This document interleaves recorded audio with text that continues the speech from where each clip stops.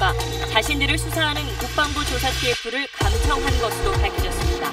기무사는 자신들에 대한 국방부의 압수수색 계획도 사전에 포착했던 것으로 드러났습니다. 단독 보도합니다. 국내 가상화폐 거래소 한 곳이 해킹으로 가상화폐를 도난당해 파산했습니다.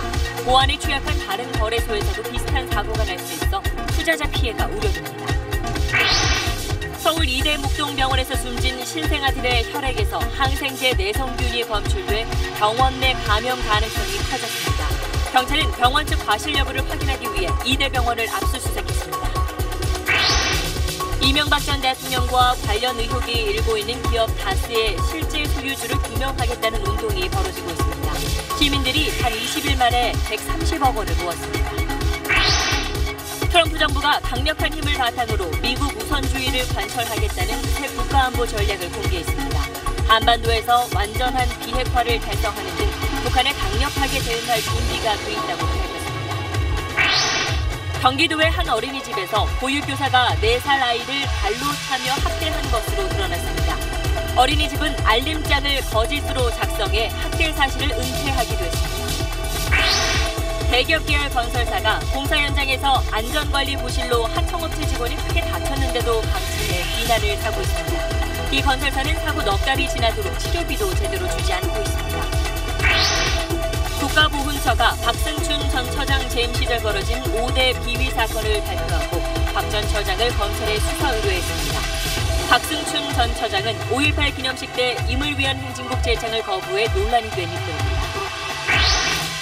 가습기 살균제 허위 광고에 대해 공정위가 지난해 무혐의 처리했는데 이 과정에 문제가 있다고 외부 전문가들이 결론 지었습니다.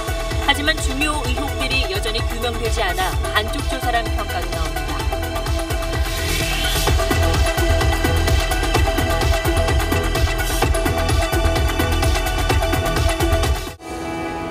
기름 없이 달리는 일상으로 매일을 바꾸는 현대수소 전기차. 여러분 안녕하십니까. 오늘 8시 뉴스는 군 기무사가 적폐청산 수사를 방해했다는 의혹에 대해서 SBS가 단독 취재한 내용으로 시작하겠습니다. 이명박 정부 시절 댓글 부대를 운영한 혐의로 현재 수사를 받고 있는 국군 기무사령부가 최근 자신들을 조사하고 있는 국방부 조사 태스크포스를 감청한 정황이 드러났습니다. 기무사 요원이 감청을 통해서 압수수색 계획을 사전 포착한 뒤에 그 내용을 상부에 보고한 문건을 국방부 조사 태스크포스가 확보한 겁니다. 먼저 임찬종 기자입니다. 지난 4일 국방부 사이버 댓글 사건 조사 TF는 경기도 과천에 있는 국군 기무사령부를 압수수색했습니다. 기무사가 지난 2008년부터 2010년경까지 정치 개인 목적으로 댓글 부대 스파르타를 운영했다는 혐의를 확인하기 위해 관련자들의 컴퓨터와 문서 등을 압수한 겁니다. 그런데 조사 TF가 압수한 PC에서 삭제됐던 문건을 복구했더니 기무사가 압수수색 사실을 미리 알고 있었다는 정황이 포착됐습니다. 보고서 형태의 복구된 문건에는 국방부 TF의 기무사 압수수색이 임박했다며 감청을 통해 이런 사실을 확인했다는 내용이 적혀 있는 것으로 알려졌습니다. 수사를 받는 기무사가 수사를 하고 있는 국방부 조사 TF를 감청해 강제 수사에 대비했다는 얘기입니다. 앞서 지난 2013년 국방부가 사이버 사령부 댓글 공작에 대해 수사할 때도 압수수색 정보가 사전 누설된 정황이 확인된 바 있습니다. 수사 주체에 대한 기무사의 감청이 사실로 확인될 경우 누가 어떤 목적으로 감청 지시를 내렸는지에 대한 수사가 불가피할 것으로 보입니다. SBS 임찬종입니다. 실제로 군의 댓글 공작에 대한 군과 검찰 수사는 국정원 댓글 사건 수사와 비교했을 때 별다른 진전을 보이지 못하고 있습니다. 때문에 그동안 일부에서는 이 적폐청산 수사를 방해하려는 세력이 있다는 의혹까지 제기되어 왔는데 방금 전해드린 대로 이 기무사가 수사기관까지 감청을 했다면 수사가 왜 지지부진했는지도 어느 정도 이해가 갑니다. 계속해서 박현석 기자입니다. 이명박 전 대통령으로 향하던 군 댓글 공작 수사는 김태효 전 청와대 기획관에 대한 구속영장이 기각되면서 속도가 느려졌습니다. 김 전 기획관은 지난 2008년 이명박 정부 출범 초기부터 국방과 안보 분야 핵심 실세로 활동했습니다. 검찰은 김 전 기획관이 군 사이버사는 물론 사이버사 창설 전 댓글 부대였던 기무사의 스파르타 부대 운용에도 개입했을 가능성이 높다고 보고 있습니다. 스파르타 부대는 지난 2008년 창설됐다가 2010년 사이버사가 만들어지면서 조직이 축소됐습니다. 김 전 기획관이 청와대에서 근무한 시기와 겹칩니다. 그러나 스파르타 부대에 대한 수사는 국방부 자체 TF에서 진행하고 있어 검찰이 직접 수사할 수 없는 상황입니다. 검찰 관계자는 국정원은 자체 TF에서 결정적인 증거들을 수사팀에 제공했지만 국방부 TF에서 검찰로 넘어오는 증거는 거의 없는 상황이라고 설명했습니다. 수사기관까지 무차별적으로 감청하는 기무사의 행위가 적폐청산을 위한 댓글 수사 전체의 발목을 잡고 있다는 비판이 나오고 있습니다. SBS 박현석입니다. 이와 함께 기무사가 수사 방해뿐 아니라 사실을 은폐하려던 의혹도 포착됐습니다. 기무사가 최근 댓글 공작 의혹에 대해서 자체 조사한 결과를 국방부 장관에게 보고를 했는데 그 내용은 문제 없다는 것이었습니다. 이 소식은 박원경 기자입니다. 기무사는 지난 10월 초 기무사의 댓글 공작 의혹과 관련해 자체 특별조사 결과를 송영무 국방장관에게 보고했습니다. 보고서에서 기무사는 이명박 정부 초기 사이버 대응을 한 건 맞지만 청와대에 북의 남남 갈등 조장 정황을 진단하여 보고하는 수준이었다고 설명했습니다. 군 사이버사 창설 이후엔 업무가 거의 없었고 특히 2012년 3월 G20 핵안보 정상회의 이후 대선 기간엔 정치 댓글 활동은 확인되지 않았다고 보고했습니다. 문제가 없었다는 취지입니다. 하지만 지난달 국방부 TF는 정치 관여가 의심되는 SNS 동향 보고서를 기무사가 청와대에 보고했던 사실을 확인했습니다. 기무사가 의도적으로 정치 댓글 활동을 은폐했다는 의혹이 제기되는 대목입니다. 송영무 장관은 부적절한 발언으로 수사 의지가 없는 것 아니냐는 논란에 휩싸이기도 했습니다. 김관진 전 장관 이렇게 석방된 데에 대해서 짧게 소회가 좀 어떻습니까? 소회라기보다는 참 다행이다. 같은 동료로 같이 근무했기 때문에 그렇게 생각했었습니다. 기무사 댓글 수사를 군에만 맡겨둘 게 아니라 민간 합동 수사 방식으로 전환해야 한다는 목소리가 높아지고 있습니다. SBS 박원경입니다. 다음 소식입니다. 최근 가상화폐 열기가 식을 줄 모르는 가운데 국내 가상화폐 거래소 한 곳이 처음으로 파산 절차에 들어갔습니다. 유빗이라는 이름의 거래소입니다. 해킹으로 가상화폐를 도난당해서 손실이 커졌다며 파산을 선언했는데 그 피해액이 172억 원에 이릅니다. 먼저 정현 기자입니다. 파산을 선언한 국내 가상화폐 거래소 유빗의 인터넷 사이트입니다. 오늘 새벽 시스템이 해킹을 당해 거래소가 보유한 가상화폐 자산의 17%가 사라졌다고 밝혔습니다. 유빗 측은 오후 2시부터 모든 코인과 현금 입출금을 정지하고 파산 절차에 들어갔습니다. 피해액은 비트코인, 이더리움 등의 가상화폐로 172억 원에 이를 것으로 추산됩니다. 유빗 측은 회원들에게 새벽 4시 기준 잔고의 75%를 미리 출금할 수 있으며 가입된 보험과 회사 운영권 매각을 통해 회원들의 손실을 최소화하겠다고 밝혔습니다. 유빗의 해킹 피해는 이번이 두 번째입니다. 굉장히 폐쇄적이고 공개적이지 않게 운영이 되어온 걸로 알려져 있고요. 규모도 그렇게 크지 않았었고. 파산 소식에 서울 본사 사무실에는 투자자들이 몰려들었습니다. 황당하죠. 출근간데 아무것도 안 되니까. 저 같은 경우 11시에 가입하고 바로 터졌으니까. 사기죠, 완전 사기. 경찰은 인터넷 보안 전문가들과 함께 현장 조사를 벌이고 있습니다. 금융당국은 가상화폐 거래소는 금융업이 아닌 만큼 이번 사건에 대한 투자자 피해 구제 등 대책을 내놓을 계획은 없다고 선을 그었습니다. SBS 정현입니다.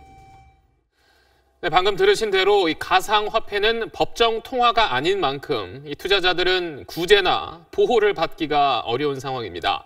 자, 이번 사태처럼 국내 가상화폐 거래소를 노린 해킹 공격은 올해에만 벌써 4번째인데 문제는 이런 해킹이 앞으로도 얼마든지 계속될 수 있기 때문에 추가 피해도 우려되고 있습니다. 이어서 조성현 기자입니다. 블록체인, 즉 데이터 정보를 분산 저장하는 가상화폐의 기술 기반은 해킹 공격으로부터 안전하다고 알려져 있습니다. 하지만 개인 간 매매를 중개하는 가상화폐 거래소 운영 시스템은 보안이 취약하다는 지적을 받아왔습니다. 실제로 2014년 일본 비트코인 거래소 마운트 곡스가 해킹으로 우리 돈 5천억 원의 피해를 본 뒤 파산하기도 했습니다. 국내에서도 유빗 외에 다른 거래소 2곳이 올해 해킹 공격을 받아 수만 명의 고객 정보가 유출되거나 가상화폐를 탈취당하기도 했습니다. 해커들이 가상화폐 거래 시스템과 보안망 관련 정보를 이미 대량으로 축적해 해킹에 본격 나선 것 아니냐는 분석이 나옵니다. 큰 돈벌이가 되니까 거래소를 만드는데 급급했지 거기에 대해서 안정성이라든가 아니면 보안에 대한 대책을 마련하는 데는 좀 미흡했던 게 사실이거든요. 가상화폐는 법정 통화가 아닌 만큼 거래소 파산 시 이용자들은 당국의 보호를 전혀 받지 못합니다. 정부는 해킹 사고 예방을 위해 연 매출액 100억 원 이상 또는 하루 평균 방문자 수 100만 이상인 대형 거래소는 내년부터 반드시 정보보안 인증을 받도록 의무화했습니다. 앞으로 해킹 공격이 더 잦아질 수 있는 만큼 가상화폐 거래소들이 금융기관 수준의 보안 시스템을 갖춰야 한다는 의견이 많습니다. SBS 조성현입니다. 혹시 플랜 다스의 괴라는 말 들어보셨습니까? 이게 동화책 제목이 아니라 다스의 실소유주를 밝히기 위해서 시민들이 직접 돈을 모아서 다스 주식을 사들이자는 겁니다. 이게 얼마나 진행됐고 또 실현 가능성은 있는 건지 잠시 뒤에 자세히 전해드립니다.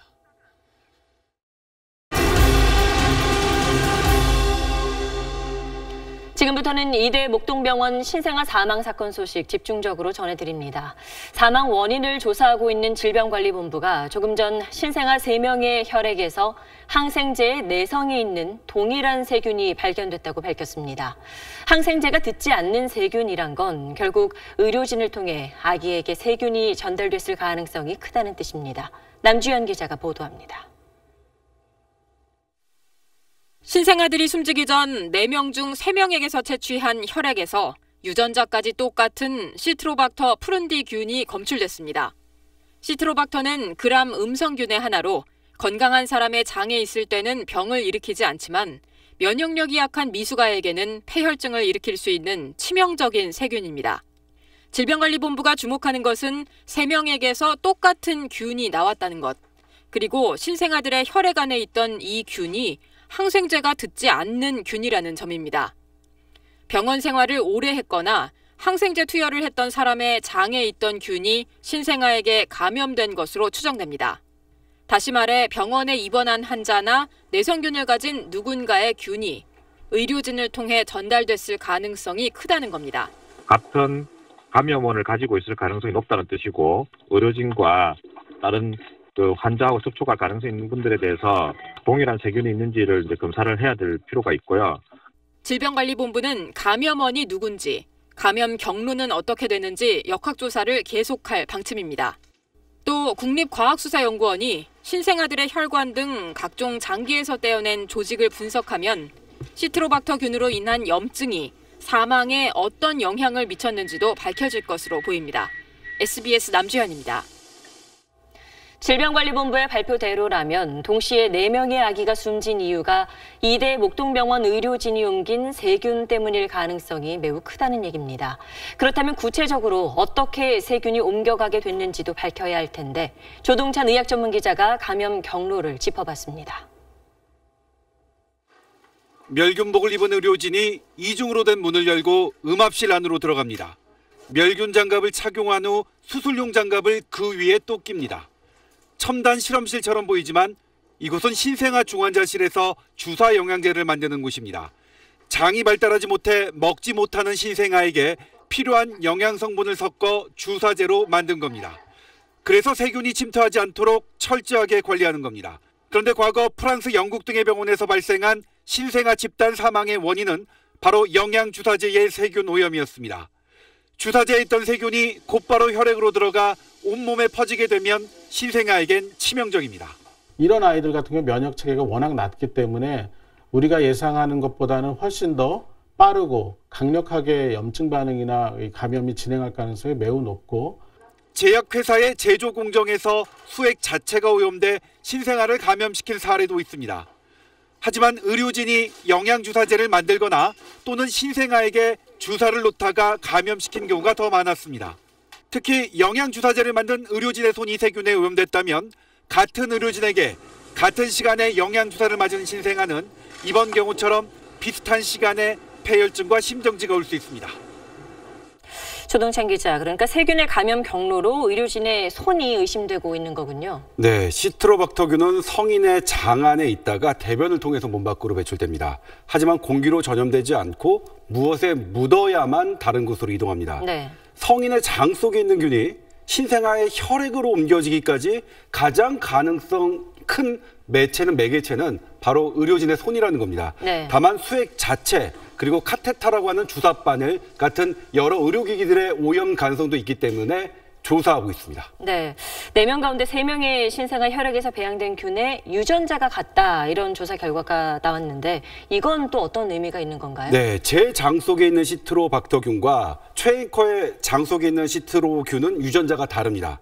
3명의 혈액 세균이 모두 유전자가 같다면 3명 모두 같은 출처로부터 온 것이고 네. 그래서 오염됐다는 것인데요. 의료진이 원인이라면요. 한 명으로 압축되고 주사바늘 같은 의료기기라면 한 개 제품으로 볼 수 있습니다. 그리고 더 큰 의미는 병원 내 감염이라는 게 확실해졌다는 것입니다. 네, 이대 목동병원이 감염관리 우수 인증을 받기도 했었는데 참 씁쓸합니다. 오늘 병원 압수수색이 이루어졌죠? 네, 그렇습니다. 지금 상황으로서는 감염병 가능성이 가장 높지만 그래도 동시에 4명이 사망하는 것은 매우 이례적인 일이라서 사망을 일으키는 잘못된 약물이 투여됐는지 혹은 치료약이라도 고농도로 들어갔는지 이렇게 병원에 잘못이 있는지를 조사하기 위해서 압수수색을 한 것입니다. 네, 아기들의 최종적인 정확한 사인은 언제쯤 나올까요? 네, 어제 1차 보검을 했죠. 2차 보검이 3일에서 5일 정도 걸리고요. 여러 곳에서 채취한 세균 배양 검사가 2주 정도 걸립니다. 이르면 2주 후에 사인이 밝혀질 것으로 보입니다. 네, 잘 들었습니다. 한편 사고가 난 이대 목동병원은 신생아들이 잇따라 숨진 직후부터 부실 대응과 잘못된 해명으로 비난을 자초해왔습니다. 한상우 기자가 보도합니다. 사고 발생 다음 날 이대 목동병원은 숨진 신생아 4명의 병상이 한 구역에 있지 않았다고 밝혔습니다. 4명씩은 아니고 이게 좀 떨어져 있었어요. 이쪽에도 2명인데. 하지만 조사 결과 숨진 4아기는 모두 같은 구역, 그것도 사실상 거의 붙어있는 병상을 사용했던 걸로 드러났습니다. 사망 원인을 파악할 중요한 단서인데도 하루가 지나도록 병상 위치가 어딘지 파악하지 못했을 만큼 우왕좌왕했다는 얘기입니다. 또 숨진 신생아 가운데 2명이 괴사성 장염을 앓았지만 병원은 1명 이하라며 숫자조차 제대로 파악하지 못했습니다. 병원은 숨지기 전 신생아들에게 이상 징후가 없었기 때문에 대처할 수 없었다는 해명도 내놨습니다. 처음에 일어난 걸 가지고 이런 일들이 발생하려고는 예측이 불가능했다고 이해해 주시면 고맙겠습니다. 하지만 이 또한 사실과 다릅니다. 이대 목동병원은 사고 당일 낮부터 심박수 증가 등 이상 증상을 확인하고 원인을 파악하려고 혈액 배양 검사를 했던 걸로 밝혀졌습니다. 이런 거짓 해명을 실수로 보기 어려운 정황은 신고 여부에 대한 설명에서 여실히 드러났습니다. 새벽 1시에 주무관처인 양천구 보건소에 유선으로 보고하였습니다. 하지만 경찰 신고는 유가족이 했고 보건소 신고는 경찰이 했던 걸로 밝혀졌습니다. 사상 초유의 사고가 발생한 상황에서도 원인 규명보다는 병원의 유불리만 챙기는 게 아니냐는 비판이 거세지는 이유입니다. SBS 한상우입니다.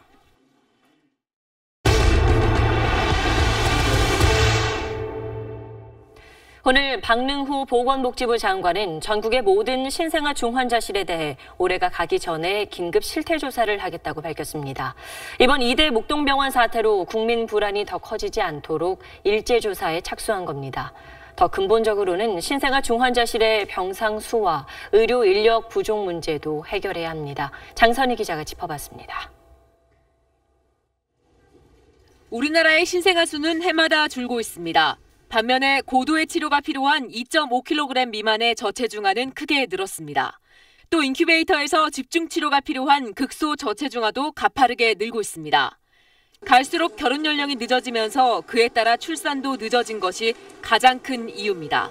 이 때문에 정부는 신생아 중환자실의 병상을 늘려 현재 1,716개에 달합니다. 하지만 예상치 못한 고위험 신생아까지 대비하려면 아직도 169개의 병상이 부족한 실정입니다. 더 큰 문제는 치료가 필요한 신생아들을 돌볼 의료진이 부족하다는 겁니다. 대한신생아학회가 대학병원 신생아 중환자실 61곳을 조사한 결과 전담 전문의 1명이 신생아 10명을 돌보는 병원이 82%였고 20명을 넘게 보는 병원도 13%나 됐습니다. 신생아 집중치료실 간호사도 2011년 병상당 1.18명에서 2015년 1.04명으로 줄었습니다. 한 사람의 간호사나 한 사람의 의사가 많은 그런 환자를 봐야 되고 2, 3년 만에 그만두게 되고 그러면 경험이 있는 간호사가 오래 근무를 하지 못하는 상황이 되기 때문에 진료의 질이 떨어지게 되고 신생아 중환자실의 병상 수와 인력이 특정 지역에 몰려 있다는 점도 문제입니다. 서울에는 출생아 1000명당 7.1개의 신생아 집중치료실이 있지만 전남이나 경북은 0.7곳에 불과합니다. SBS 장선입니다. 다스는 누구 겁니까?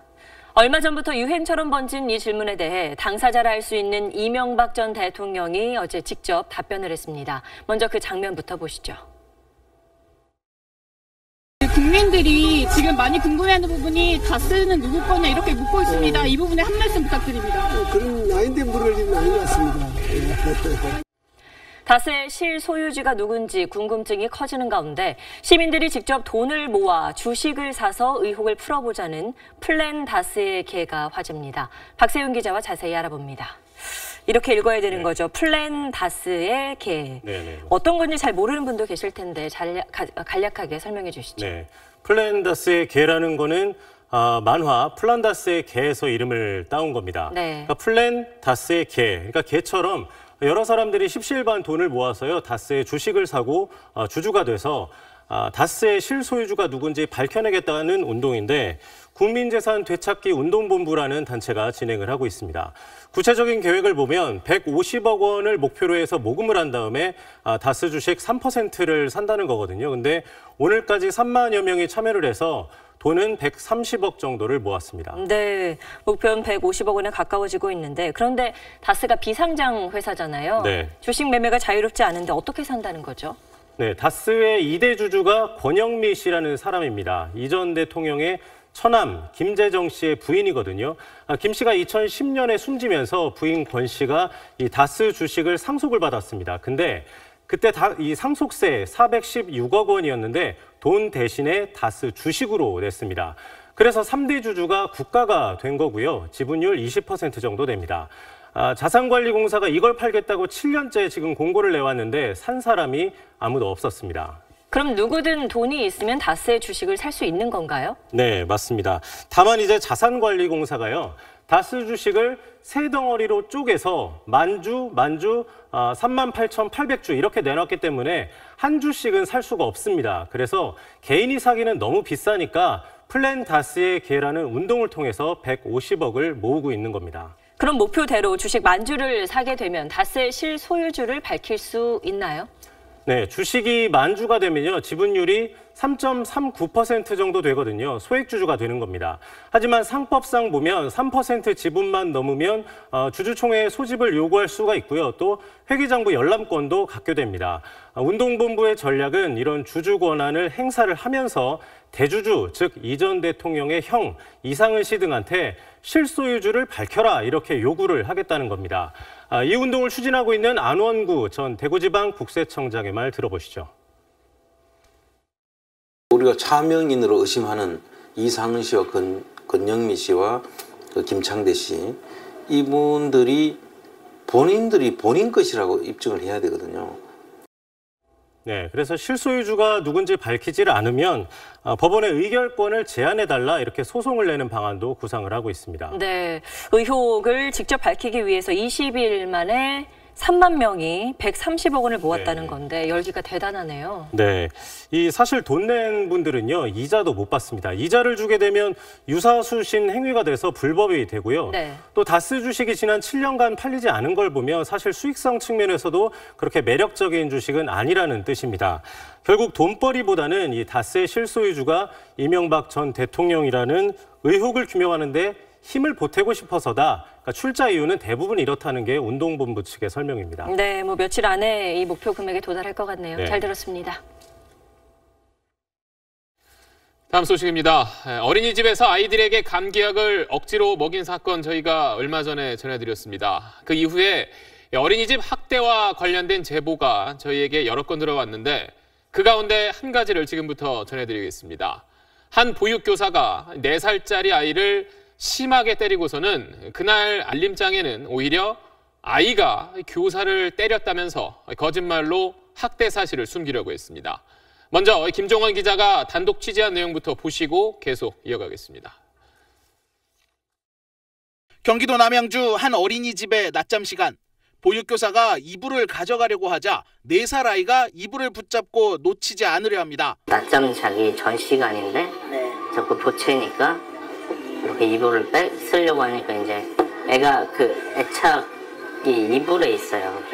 보육교사는 아이가 잡고 있는 이불을 확 낚아채더니 이불을 휘감으면서 아이의 머리를 밀어버립니다. 그대로 뒤로 밀려난 아이가 그래도 이불을 놓지 않자 보육교사는 폭발한 듯 아이를 있는 힘껏 발로 찹니다. CCTV 바로 아래여서 촬영되지 않을 거라 생각한 듯도 한데 같은 방에 있던 아이들은 이 장면을 지켜보고 있었습니다. 그런데 이 보육교사는 자신이 폭행한 아이의 부모에게 보내는 알림장에 전혀 엉뚱한 내용을 적어보냈습니다. 아이가 자기를 때렸다면서 가정지도를 해달라는 거였습니다. 4살 아이는 보육교사에게 폭행당한 이날 부모한테까지 혼나야 했습니다. 원에서 있었던 일은 알림장으로밖에 없는데 선생님 때리면 안 된다고. 선생님을 왜 때리냐고. 때리지 말는데 이제 아이는 또 뭐 화났어. 그러면서 이제 삐지고. 지난달 초에는 이 아이가 어린이집에서 얼굴이 긁히는 상처를 입은 일이 있었습니다. 이날 알림장 내용입니다. 보육교사는 아이의 얼굴에 상처가 나 있길래 어디서 그랬냐고 물으니 친구랑 부딪혔다고 대답하더라 라고 적었습니다. 거짓말이었습니다. 보육교사가 아이를 훈육한다며 까칠한 찍찍이가 달린 공을 얼굴에 가져다 댔다가 상처를 입힌 거였습니다. 보육교사는 원감 등과 상의한 끝에 거짓말을 하기로 했다고 말합니다. 그 여자아이를 향해서 또 던지려고 하길래 그 아이 얼굴에 댔어요. 느낌이 어떤지 너가 느껴봐 이랬는데 얘가 이제 몸부림을 치다가 긁혔었나 봐요. 엉덩이 여기 수첩에도 그렇게 쓰면 안 될 것 같은데 기겁하지만 동료 보육교사의 제보로 사건이 알려지자 문제의 보육교사는 어린이집을 떠났고 경찰이 수사를 하고 있습니다. SBS 김종원입니다. 자, 김종원 기자, 참 있어서는 안 될 일이 또 일어났는데 지난주 이제 김 기자가 취재했던 그 인천 어린이집 감기약 그 사건도 그렇고 오늘 이 일도 그렇고 이런 일들을 밝힌 분들은 어떤 분들인가요?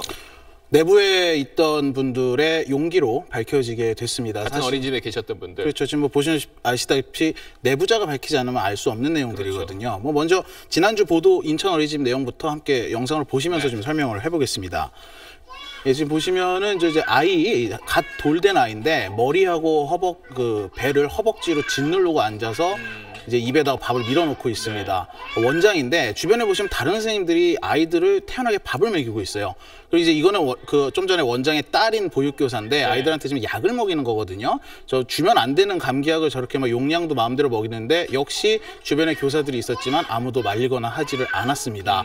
지난주에 보도드렸던 사건이고요. 오늘 내용 방금 전에 보도된 사건 역시도 보면은 그 아이의 부모님은 다른 교사들이 이런 폭행을 할 때 이런 사실을 충분히 알고 있었을 것이다. 지금 현재 그렇게 의심을 하고 있습니다. 물론 교사들은 이제 부인을 하고 있지만 하지만 아이 얼굴에 상처 같은 거는 이제 원감 선생님과 뭐 둘이 말을 맞추고 거짓말을 했다라는 거 스스로 실토를 한 상태거든요. 그러니까는 이건 역시 이제 다른 선생님이 학대 사실을 알고 있었다라는 걸 알 수 있는 거죠. 이런 사실들은 사실 그 언론 보도가 되게 된 이유도 그 내부 신고가 있었기 때문인데 그렇죠. 이게 결국 이제 경찰 수사도 이어져서 밝혀지는 건데 이런 게 없으면 밝혀지기 굉장히 힘든 상황입니다. 사실상 의사 표현이 참 쉽지 않은 어린이 아이들을 대신해서라도 사실 이 보육교사 같은 경우는 아동 학대를 목격했을 때 신고해야 하는 의무가 필요하다 이런 좀 지적도 있어요. 사실 법으로 그렇게 돼 있습니다. 그래요? 어린이집 보육교사는 아동학대를 목격하면 신고를 해야 하는 의무가 있고 네. 이걸 지키지 않을 경우 500만 원의 과태료를 내도록 돼 있습니다. 네. 하지만 이 어린이집 교사 제가 이번에 취재하면서 만나본 사람들은 이런 일이 벌어졌을 때 신고하기가 힘들다고 해요. 왜냐하면 뭐 소위 말해서 이 바닥에서 매장된다 이런 분위기가 굉장히 강해서 그러다 보니까 뭐 지금 실정은 법이 있어도 어린이집 교사 개개인의 의지에 매달려야 할 지금 이런 상황이거든요. 그래서 결국 그 보건복지부에서 이제 얼마 전에 조사를 해봤는데 자료를 보면 아동학대 신고 의무자의 신고가 그 69% 정도 급증했어요. 여기에 이제 뭐 학교 교사도 있고 유치원 선생님도 있고 이제 다양한 신고 의무자들이 들어 있는데 이분들의 신고 건수는 굉장히 급증을 한 반면 유독 어린이집 보육교사의 이 신고만 떨어졌거든요. 그리고 과태료를 먹은 경우도 굉장히 더 많고요. 다른 그 직종에 비해서. 그래서 물론 이제 이렇지 않은 교사분들이 훨씬 많지만 그런 분들의 명예를 위해서도 이 내부 보호자의 보호와 어떤 신고가 더 원활히 활발하게 이루어져야 된다. 이런 의견이 나오고 있습니다. 하나만 좀 더 물어보면 그 지난주 보도했던 그 인천 어린이집 감기약 억지로 먹인 그 집에 대한 후속 조치가 좀 뭐 있었나요? 일단 경찰이 수사를 하고 있고요. 이 어린이집은 그 자기들이 스스로 자진 폐쇄를 하겠다고 현재 밝힌 상태입니다. 근데 문제는 이렇게 이제 언론에 보도가 되고 알려져서 폐쇄를 한 이후에 어린이집 이름만 바꿔서 다시 하는 경우가 굉장히 많거든요. 그래서 이제 지난주 보도 이후에 현재 뭐 청와대 청원 게시판에도 올라가 있는데 이 홈페이지에 좀 어느 어린이집이 무슨 짓을 했는지를 알려달라 이런 청원이 지금 현재 많이 올라오고 있는 상황입니다. 네, 알겠습니다. 잘 들었습니다. 공사 현장에서 일하던 하청업체 직원이 어른 가슴 높이의 구덩이에 빠져서 심하게 다쳤습니다. 이 구덩이는 시공사인 신세계 건설사가 파놓은 건데 회사는 넉 달이 넘도록 이 직원에게 치료비는커녕 사과나 안부도 건네지 않고 있다고 합니다. 이호건 기자가 취재했습니다. 대형 쇼핑몰이 들어서는 경기도 일산의 공사 현장. 거리에 간이부스가 쭉 늘어서 있습니다. 시행사의 하청업체 직원 민모 씨는 지난 8월 여기서 겪은 일만 생각하면 몸서리가 쳐집니다. 깊이 1.5m로 파놓은 구덩이에 빠져 갈비뼈를 삐고 무릎 부위가 찢어졌습니다. 그 구덩이는 시공사인 신세계건설이 간이부스 배선 설치를 위해 파놓은 거였습니다. 여기까지 빠졌습니다. 숨도 못 쉬어가지고 그 맨홀 속에서 한 10분 정도는 울었어요. 너무 아파가지고. 그 짐승 잡으려고 덫을 만들어 놓은 거와 똑같거든요. 민 씨 측은 신세계건설이 빗물을 막겠다며 구덩이를 두께 1cm의 석고보드로 덮고 파란 천막을 씌워놓은 게 화근이었다고 떠올립니다. 경고 표시도 없었습니다. 밟게 되면은 당연히 빠질 수밖에 없는 그런 상황이었죠. 그렇게 덮어놨으니까 누구도 그걸 알 수가 없는 그런 상태. 하지만 안전관리 책임이 있는 신세계건설의 반응은 냉담했습니다. 넉 달이 넘도록 민 씨는 130만 원의 치료비는커녕 괜찮으냐는 안부조차 들어보지도 못했다고 하소연합니다. 돈 드릴게요. 제가 돈 때문에 그러는 거라고 생각하세요? 그것 때문에 그러시잖아요. 말 한마디가 천년비고 갖는 건데 와가지고 뭐 다친 게 어떠냐 이런 얘기도 못 들어봤고요. 취재가 시작되자 신세계건설은 치료비 지급 방식 등을 시행사와 논의하다 보상이 늦어졌다며 일주일 안에 보상이 이뤄질 것이라고 해명했습니다. SBS 이호건입니다. 어제 한 명이 숨진 경기도 평택 타워 크레인 사고 원인을 조사하고 있는 경찰이 부품 결함 가능성에 무게를 두고 있습니다. 이 문제의 부품은 크레인 높이를 올리는 작업에서 핵심 역할을 하는 부품인데 SBS 취재 결과 안전검사 항목에서 빠져있던 걸로 드러났습니다. 이성훈 기자입니다. 타워 크레인 기둥이 주저앉고 크레인의 팔과 같은 붐대도 순식간에 꺾여버립니다. 오늘 현장을 감식한 경찰은 사고 원인을 크레인의 높이를 올릴 때 핵심으로 쓰이는 부품 문제로 추정하고 있습니다. 기둥을 위로 밀어 올리는 유압 실린더와 이를 받쳐주는 거치대가 파손됐다는 겁니다. 가치발이 수십 톤의 무게를 지탱을 하다 보니 노화돼가지고 그 부러지는 수가 있죠. 순정품이 아닌 비품을 사용했을 경우나 사고가 난 크레인은 8일 전 안전검사를 통과했습니다. 문제는 유압 실린더와 거치대처럼 인상작업의 주요 부품들이 정부가 정한 안전검사 항목에는 빠져 있다는 겁니다. 올해 경기도에서 발생한 4건의 타워 크레인 사고는 모두 인상작업 도중 벌어졌습니다. 타워 크레인 검사는 민간 업체에서 진행하는 경우가 많은데요. 형식적인 검사에 그쳐 실효성이 없다는 지적도 나옵니다. 평택 타워 크레인을 검사한 곳도 민간업체였습니다. 민간업체에다가 위탁을 준 거죠. 한 건당 채 10만 원도 안 되는 그 금액으로 하다 보니까 꼼꼼히 이루어지질 못하는 거죠. 크레인 안전검사 업체는 40여 가지가 넘는 항목의 검사를 하루면 끝내고 있습니다. SBS 이성우입니다. 경찰이 인천의 가천대 길병원을 압수수색했습니다. 국가 지원을 받는 연구중심 병원에 선정되기 위해서 보건복지부 고위 관부에게 뇌물을 제공한 혐의를 포착한 건데, 이를 명확하게 밝히기 위해서 복지부 고위 간부의 사무실과 집도 함께 압수수색했습니다. 이 소식은 화강윤 기자가 단독 취재했습니다. 경찰 수사관들이 길병원 재무관리실에서 압수한 증거물들을 끌차까지 동원해 옮깁니다. 길병원과 가천대의 재무와 격리부서처럼 돈이 오가는 길목을 급습했습니다. 병원 이사장의 비서실도 수색영장을 집행했습니다. 경찰은 길병원이 법인 자금으로 비자금을 조성한 뒤 보건복지부 고위 간부에게 뇌물을 제공했다는 혐의를 포착했습니다. 경찰은 이 뇌물이 2013년 복지부가 지정한 연구중심병원 선정특혜의 대가성 자금으로 보고 있습니다. 당시 정부는 연구중심병원으로 선정된 10개 병원에 9천억 원대의 나랏돈을 지원할 예정이었습니다. 경찰은 길병원이 연구중심병원에 선정되려고 당시 복지부의 실무 책임자였던 고위 간부에게 적어도 수천만 원을 건넸다고 보고 있습니다. 해당 복지부 간부의 사무실과 자택도 압수수색에 포함됐습니다. 경찰은 우선 주요 피의자들만 압수수색이 이뤄졌다며 수사가 더 확대될 수 있음을 예고했습니다. 정확한 금액이 나오니까 해보면 이제 정확한 규모하고 그냥 규모하고 규모하고 이렇게 하게 됩니다. 경찰은 압수물의 분석을 마치는 대로 길병원 관계자와 공무원들을 조사할 방침입니다. SBS 화강윤입니다. 보훈처가 박승춘 전 처장을 검찰에 수사 의뢰했습니다. 재임 시절 5가지 비위가 있었다는 이유입니다. 보훈처는 과거 잘못을 낱낱이 공개하면서도 조직의 문제가 아니라 개인 적폐였다고 선을 그었습니다. 김태훈 국방전문기자입니다. 양심적 민주인사인 양 행세하고 있습니다. 종북 세력이 민주화 운동을 빙자해 세력을 확장했고 2000년대 정부에도 침투했다며 김대중, 노무현 정부를 공격합니다. 대선을 앞둔 지난 2011년 보훈처가 국정원 돈으로 제작 배포한 안보교육 영상입니다. 이런 정치 개입 의혹이 박 전 처장 첫 번째 비위로 꼽혔습니다.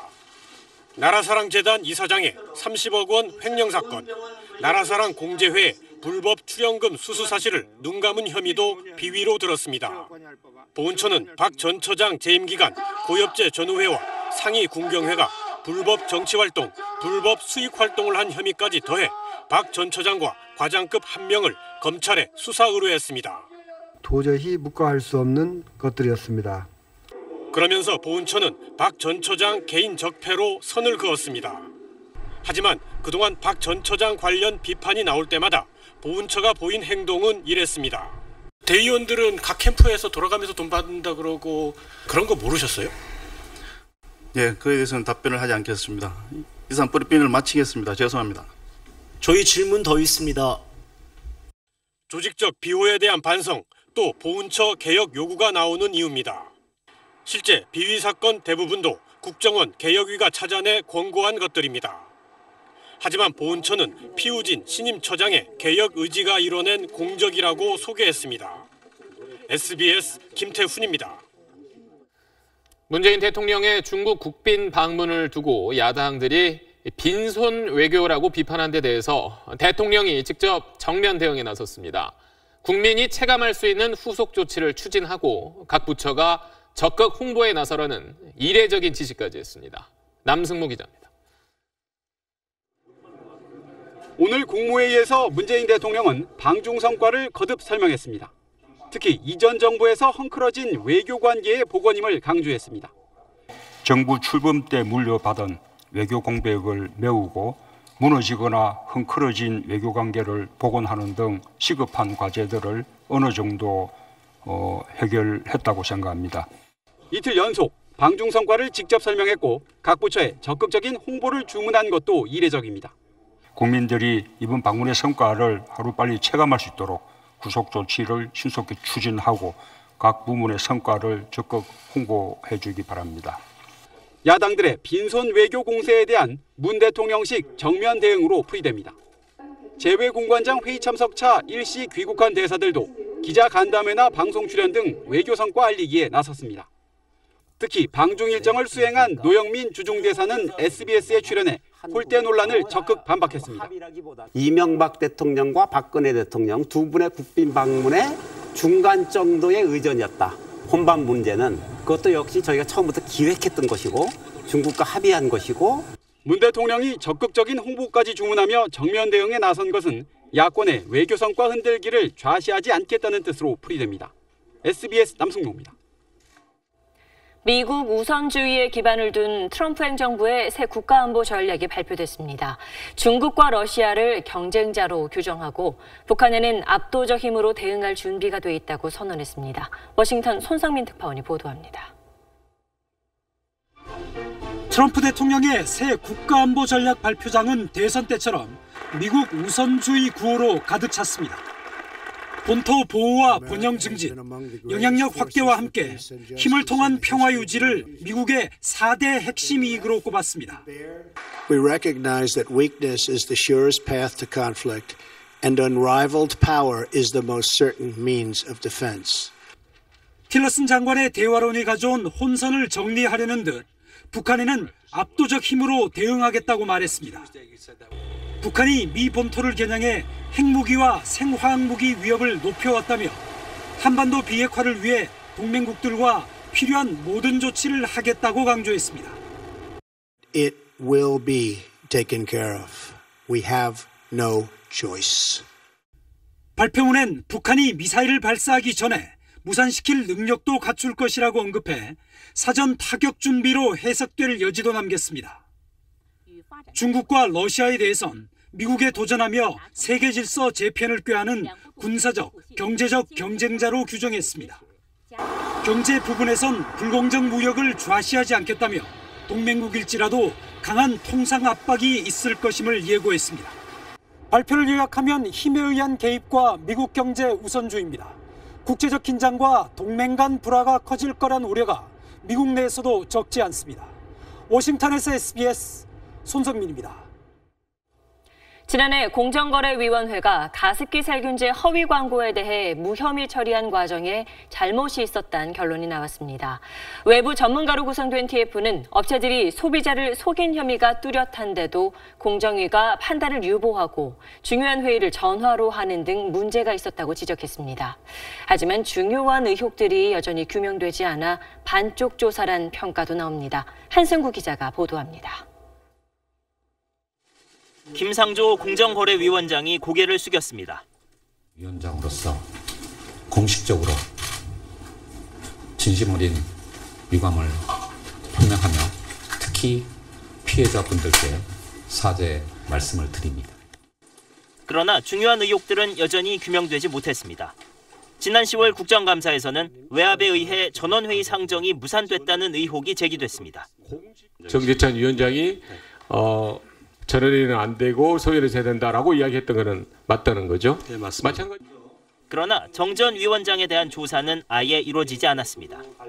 제한적인 목적과 어떤 인적 구성, 그다음 권한을 가진 저희 TF에서 정치적 외압이라는 이런 부분보다는 법리적 중심으로 바꾸고 공소시효를 연장해 처벌할 수 있다는 내부 의견이 반영되지 않은 경위도 밝혀지지 않았습니다. 특히 지난 9월 재조사 결정이 나오기까지 1년 동안 공정위가 뭘 했느냐는 비판이 거셉니다. 피해자들은 공정위가 이 사건에 대해 수년 동안 축소에 급급했다며 가습기 살균제 사건 수사와 기업 처벌을 강하게 촉구했습니다. 검찰 수사와 특별조사위원회의 그런 진상규명 조사 활동 이 두 개가 동시에 이루어져서 피해자의 억울함이 풀어져야 된다고 생각합니다. 공정위는 최근에야 가습기 살균제를 제조 유통한 SK케미컬과 애경을 검찰에 고발하는 안건을 전원회의에 올렸습니다. SBS 한승구입니다. 악보를 볼 수 없는 시각장애인이 연주를 하는 건 그 자체로도 놀랍지만 관현악단까지 만들어 수없이 연주회를 열어왔습니다. 그것도 10년째입니다. 세계 유일의 시각장애인 오케스트라를 조지연 기자와 만나보시죠.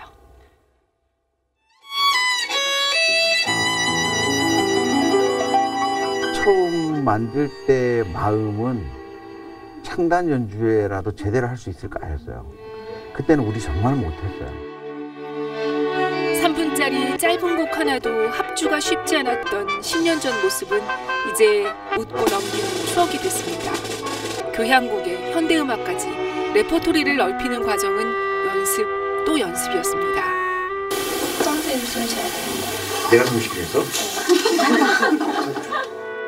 일단 모든 악보를 외웁니다. 지휘를 볼 수 없으니 음악 감독이 크게 숨을 쉬면 그 소리를 듣고 호흡을 맞춘다는 말은 이럴 때 쓰는 거겠죠. 긴 음을 할 때는 템포가 각각 이게 달라지거든요. 그럴 때는 이제 그 숨소리 살짝 듣고 같이 하죠. 재정적으로는 늘 어렵지만 미시간 국제음악제에 초청되는 등 10년 동안 400번이 넘는 연주회를 열었습니다. 눈 대신 마음을 열었기에 가능했습니다. We will play this music with the lights turning off. Close your eyes and feel music with your hearts. 비장애인 8명, 총 단원 21명. 이들이 만드는 화음으로 편견은 조금씩 깨지고 있습니다. 그 음악을 하려고 하다가 포기하지 않고 정말 자신이 해볼 수 있는 데까지 한번 시도해 봤으면 좋겠어요. SBS 조지연입니다.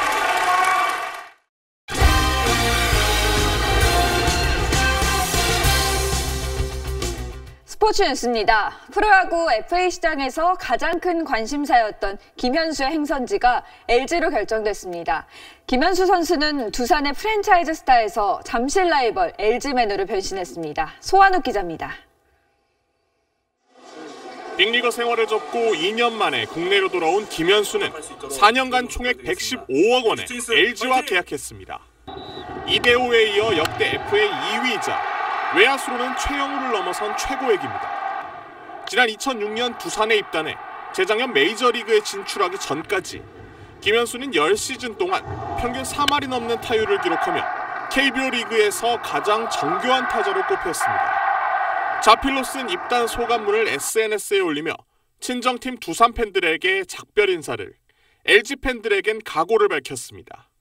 오랜 시간 동안 기다려주신 팬 여러분 정말 감사드리고 내년 시즌에는 더 좋은 모습 보여드릴 수 있도록 최선을 다하겠습니다. 김현수를 영입한 LG는 공격력 강화는 물론이고 베테랑 선수들을 내보내며 받은 팬들의 비난도 덜게 됐습니다. 반면 두산은 민병헌을 롯데에 내줄 때와 마찬가지로 이렇다 할 계약 제한조차 못한 채 프랜차이즈 스타를 라이벌 구단에 뺏기게 됐습니다. SBS 소환욱입니다. 평창올림픽 홍보대사인 문재인 대통령이 직접 KTX를 타고 올림픽 준비 상황을 점검했습니다. 북한의 올림픽 참가에 대해선 인내심을 갖고 끝까지 기다리겠다고 말했습니다. 하성룡 기자입니다. 문재인 대통령은 개통을 사흘 앞두고 서울에서 강릉까지 가는 KTX에 올랐습니다. 평창올림픽 기간 관광객이 이용할 교통인프라 점검에 나선 겁니다. 올림픽 티켓 인증샷 이벤트에 당첨된 시민 20명과 함께 강원 나물밥 도시락을 먹으며 50여일 앞으로 다가온 평창 알리기에도 앞장섰습니다. 교통 인프라도 올해 중으로 다 완비가 될 계획이거든요. 준비 사항은 전혀 문제가 없는데 역시 이제부터는 이제 홍보와 붐업이 중요하지 않습니까? 이어진 체육기자단과 열차 간담회에선 북한 선수단의 참가를 위해 국제올림픽위원회가 적극 설득하고 있다면서 정부도 마지막까지 문을 열고 기다리겠다고 말했습니다. 북한이 참여하더라도 참여를 확약하는 것은 거의 마지막 순간이 될 것이라고 보고 있습니다. 그래서 그때까지 설득하고 권유할 계획이고.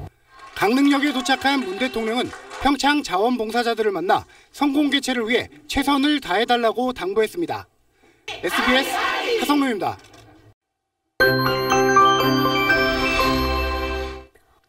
내일 출근길에는 한파, 퇴근길은 폭설에 대비하셔야겠습니다. 오늘보다 한층 더 추워지겠는데요.